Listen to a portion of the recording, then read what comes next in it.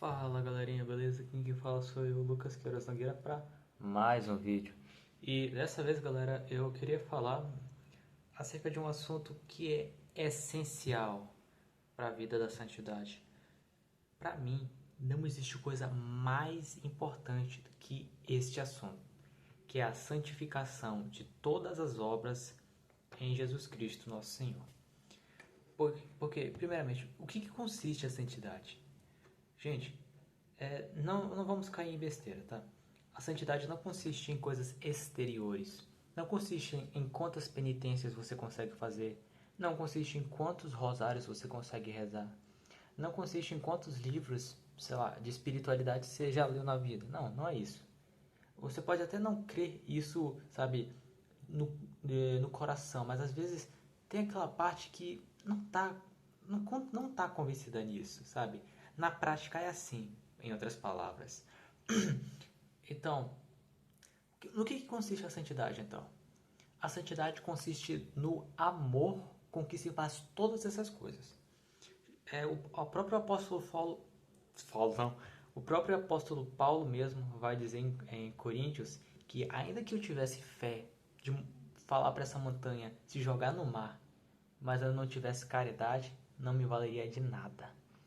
Ainda que eu tivesse a humildade de vender todas as minhas coisas e entregá-las aos pobres, se eu não tivesse caridade, não me valeria de nada. Ele vai citando lá outras virtudes. Em resumo, sem a caridade não existe santidade. Porque, como o próprio apóstolo Paulo vai dizer, a caridade é o vínculo da perfeição. Ou seja, a caridade é como se fosse a alma no corpo. Assim como sem a alma nenhuma operação do corpo é vital, porque não existe vida, assim, sem a caridade, que é a graça santificante, nenhuma obra nossa é santa. Entendem isso? Então, não adianta você rezar 1000 rosários se você faz isso, digamos assim, com uma caridade tão pequena, com um amor tão minúsculo, que não valeria por um rosário bem feito. Tanto é que Nossa Senhora mesmo vai dizer que muito lhe agrada, muito mais lhe agrada, um terço bem rezado com muito amor do que um rosário inteiro rezado às pressas, sem atenção e, consequentemente, sem amor. Isso me lembra, inclusive, a, só para confirmar mesmo, a história de Santa Escolástica e São Benedito. É, o que consistia? Basicamente, São Benedito era amigo de Santa Escolástica e, bem, a Santa Escolástica iria morrer daqui a alguns dias, então eles estavam tendo praticamente a sua última conversa lá. Aí São Benedito teve que ir embora, né? De noite e tal, e a Santa Escolástica falou: não, fica, por favor. Mas o São Benedito falou: não quero, tenho que ir, tenho que voltar para o meu mosteiro, porque está na regra do mosteiro dos beneditinos, que eu inventei. Então a Santa Escolástica começou a chorar e pediu a Deus: meu Deus, não permita que São Benedito vá embora. Eu quero ter as minhas últimas conversas com ele. E ela rezou esta oração com tanto amor, que caiu uma chuva torrencial que impediu São Benedito de ir embora. E eles passaram a noite inteira conversando, falando das coisas de Deus. E nos próximos dias, Santa Escolástica morreu. São Gregório, que foi o homem que relatou essa história, ele vai dizer assim, que isso é algo muito interessante de ser visto porque Deus ouviu aquela que mais amou. Ele não falou aquela que mais rezou, aquela que mais fez penitência, mas aquela que mais amou. Então, a mínima oração feita com o máximo de amor é essa que Deus ouve. Não é a oração mais bonita, não é a oração mais, sabe, mais recheada de mistérios, nem também é a oração mais caduca, porque muita gente parece que quer rezar orações pobres de propósito, porque, digamos assim, para Deus ter dó delas. Não é isso. Deus não vai te ouvir por só porque sua oração é super bem feita ou porque ela é mal feita. Não, Deus vai te ouvir pelo quanto de amor você emprega nessa oração. Então, isso é para vocês terem uma ideia do que é a santidade. A santidade é a caridade. A caridade que, que influencia, que vivifica todas as nossas ações. Olha só, a santidade em exercício nada mais é do que a caridade em exercício. A santidade não é obras de justiça, mas obras de caridade por meio de obras de justiça, por meio de obras de prudência, por meio de obras de fortaleza, enfim. As virtudes morais, elas se oferecem como instrumentos para a caridade agir no nosso meio.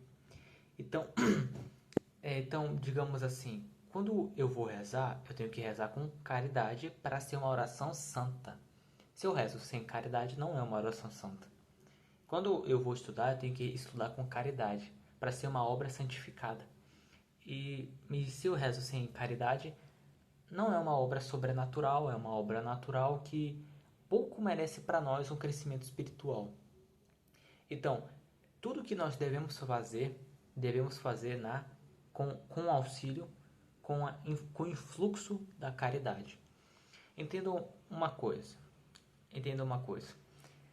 Olha só, a nossa alma não age de vez em quando no nosso corpo.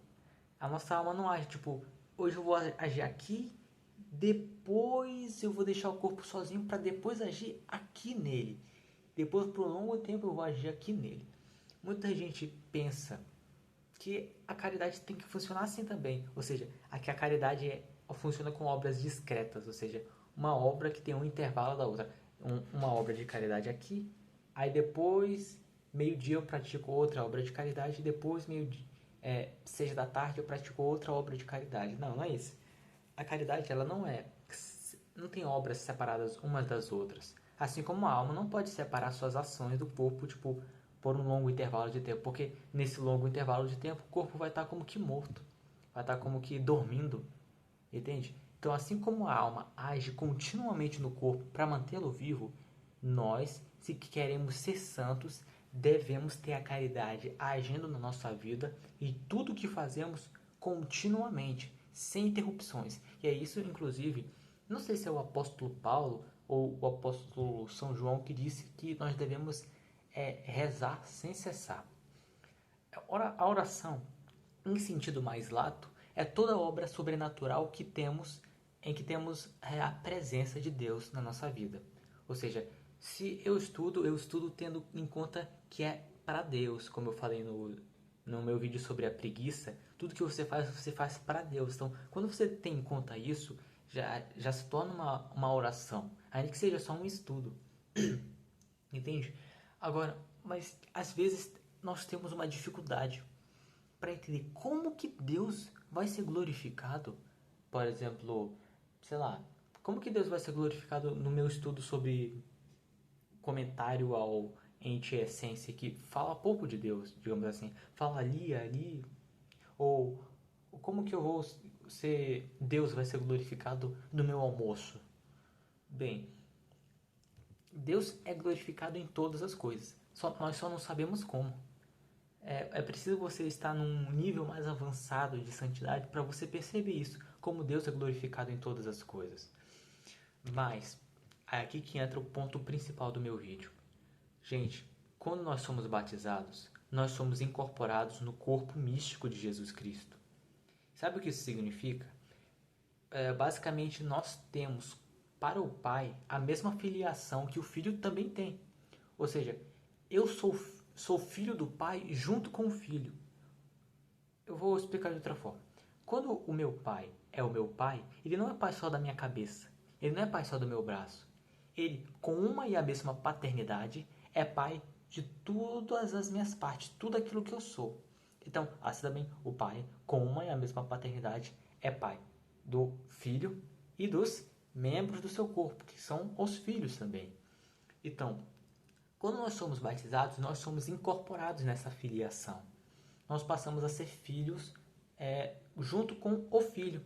Também por isso nós somos chamados de irmãos, irmãos de Jesus Cristo. E nos chamamos também uns aos outros de irmãos. No caso, olha só, Jesus Cristo, ele é Deus perfeito. Jesus Cristo, ainda como homem, sendo Deus, todas as suas obras são infinitamente valiosas.